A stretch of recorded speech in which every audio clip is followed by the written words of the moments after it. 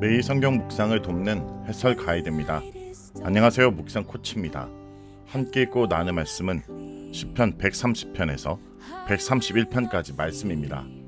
우리의 삶은 종종 깊은 우물속과 같습니다. 우리는 성공과 인정, 만족을 향해 달려가지만 때로는 예상치 못한 실패와 고통, 죄책감이라는 수렁에 빠지곤 합니다.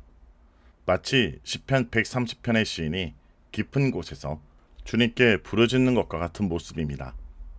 우리는 화려한 도시 속에서 온갖 소음과 시각적 자극 속에 살아갑니다. 그러나 이 모든 것들이 우리의 영혼을 진정으로 채워주지 못한다는 것을 깨달을 때가 있습니다. 오히려 더 큰 공허함과 불안을 느끼게 됩니다. 시편 130편과 131편은 바로 이 깊은 절망 속에서 우리가 어떻게 참된 소망과 평안을 얻을 수 있는지 그 길을 보여줍니다. 먼저 시편 130편을 보겠습니다. 시편 130편은 죄와 절망의 바닥에서 시작합니다. 여호와여, 내가 깊은 곳에서 주께 부르짖었나이다. 이 시인의 절규는 단순히 육체적 고통이나 현실의 어려움이 아니라 죄의 무게에 짓눌린 영혼의 탄식입니다. 그는 자신의 죄를 정면으로 마주하고 있습니다. 그는 자신의 의로움을 내세우는 대신에 오직 하나님의 긍휼만을 구합니다. 만약 하나님께서 우리의 죄악을 낱낱이 기록하고 그에 따라 심판하신다면 이 세상에 그분 앞에 설 수 있는 사람은 아무도 없을 것입니다. 우리 모두는 죄인이며 우리의 의는 낡은 걸레와 같기 때문입니다. 그런데 시편 기자는 여기서 놀라운 반전을 선포합니다. 그러나 사유하심이 주께 있음은 주를 경외하게 하심이니라. 이것이 복음의 핵심입니다. 하나님은 우리의 죄를 묻지 않고 용서하십니다. 왜냐하면 그분의 본질이 용서이기 때문입니다. 이 용서는 단순히 죄를 덮어주는 행위가 아닙니다. 이 용서는 우리에게 하나님을 향한 경외, 즉 존경과 사랑, 두려움이 뒤섞인 진정한 관계를 맺게 합니다. 마치 부모가 자녀의 잘못을 용서해 줄 때 그 용서가 자녀에게 부모를 더욱 사랑하고 존경하게 만드는 것과 같습니다. 이 용서가 바로 우리가 죄악 깊은 곳에서 건진받을 수 있는 유일한 소망의 근거입니다. 시편 기자는 이제 깊은 절망의 부르짖음 속에서 간절한 기다림으로 넘어갑니다. 나의 영혼이 여호와를 기다리며 나는 주의 말씀을 바라는도다.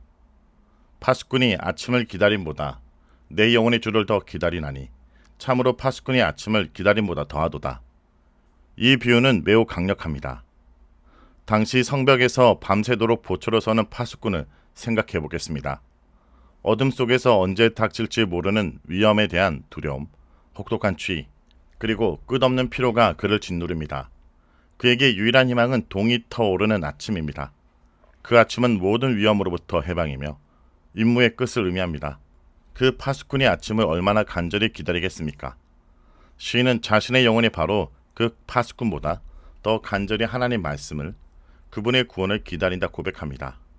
이 기다림은 막연한 희망이 아니라 하나님 말씀에 근거한 확신입니다. 즉 하나님이 반드시 용서하시고 구원하실 것이라는 굳건한 믿음입니다.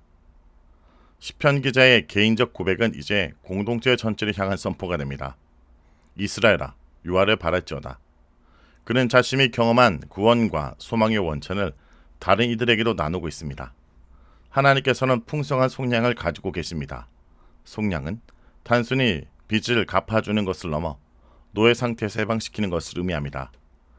우리의 죄의 빚을 갚아주시고 죄의 노예 상태에서 우리를 자유롭게 해주시는 분이 바로 하나님이십니다.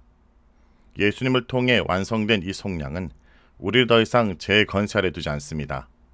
이 놀라운 해방의 소식은 우리를 다시 한번 희망으로 가득 차게 만듭니다. 시편 130편의 깊은 부르짖음과 간절한 기다림은 시편 131편에서 완전한 평온으로 이어집니다. 시편 131편은 짧지만 130편이 우리에게 제시한 영적 여정의 궁극적 목적지를 보여줍니다. 여호와여, 내 마음이 교만하지 않고 내 눈이 오만하지 아니하며 내가 큰 일과 감당하지 못할 놀란 일을 하려고 힘쓰지 아니하나이다. 이것은 단순히 겸손한 척하는 고백이 아닙니다. 이것은 영혼의 근본적인 변화를 보여줍니다. 교만은 우리의 영혼을 불안하게 만듭니다. 우리는 스스로 증명하려 하고 세상의 기준에 맞춰 끊임없이 자신을 비교하며 경쟁합니다. 그러나 이 모든 노력은 결국 우리를 지치게 하고 공허하게 만듭니다. 시편 기자는 이제 그 모든 큰 일을 내려놓았습니다. 그는 하나님 앞에서 자신의 한계를 인정하고 더 이상 스스로 힘으로 무언가를 이루려 하지 않습니다. 그 결과 그의 영혼은 마치 젖된 아이가 그의 어머니 품에 있음과 같게 됩니다. 이 이미지는 더할 나위 없이 평화와 만족을 보여줍니다. 젖을 먹던 아이는 자신의 욕망을 채우기 위해 어머니께 집착합니다. 그러나 젖된 아이는 단순히 어머니 품 자체로 만족합니다. 이 아이에게 더 이상 배고픔의 조급함은 없습니다. 오직 어머니의 품에서 느끼는 안정감과 사랑만이 존재합니다. 우리의 영혼도 마찬가지입니다. 세상의 욕망을 내려놓을 때 우리는 비로소 하나님 아버지 품에서 완전한 평화와 만족을 누리게 됩니다. 이것이 바로 참된 겸손의 열매입니다. 오늘 우리가 묵상한 두 시편은 깊은 관련이 있습니다. 이 시편 130편은 우리를 죄와 절망의 깊은 곳에서 출발하여 하나님의 용서라는 유일한 소망을 바라보게 합니다. 그리고 시편 131편은 그 소망을 붙잡은 영혼이 결국 도달하는 영적 안식과 평화를 보여줍니다. 우리는 종종 이 두 가지를 분리해서 생각합니다. 우리는 자신의 힘으로 큰일을 성취함으로써 평안을 얻으려고 합니다. 그러나 성경은 우리의 평안이 우리가 성취하는 것에 달려있지 않다고 말합니다. 진정한 평안은 하나님의 용서를 경험하고 그분의 품에 안겨 자신의 한계를 인정하는 겸손에서 나옵니다. 우리가 우리 자신의 의로움을 포기하고 하나님의 자비만을 의지할 때 우리의 영혼은 비로소 젖된 아이처럼 고요하고 평안하게 될 것입니다. 그러므로 오늘 우리의 영혼이 죄와 실패의 깊은 곳에 있다면 그곳에서 주님을 부르짖으십시오. 자신의 힘으로 그곳에서 나오려 하지 마십시오. 오직 하나님의 풍성한 용서에 대한 소망을 붙잡으십시오. 그리고 그 용서의 은혜 속에서 스스로를 증명하려는 교만한 마음을 내려놓고 하나님의 품 안에서 참된 안식을 누리기 원합니다. 말씀을 놓고 기도하겠습니다. 주님, 오늘 말씀을 통해 저희 모습을 돌아보게 하심을 감사드립니다. 저희 교만함과 오만함을 용서해 주옵소서. 주님, 늘 저희는 자신의 힘으로 무언가를 이루려고 했고 세상의 기준에 맞춰 스스로 증명하려 했습니다. 그러나 그 모든 노력은 저희를 더 불안과 큰 공허감으로 몰아넣었습니다. 주님, 오늘도 죄악이 깊은 곳에서 주께 부르짖습니다. 저희 죄를 낱낱이 아뢰오니 주님의 풍성한 은혜로 저희를 용서해 주고 깨끗게 하여 주옵소서.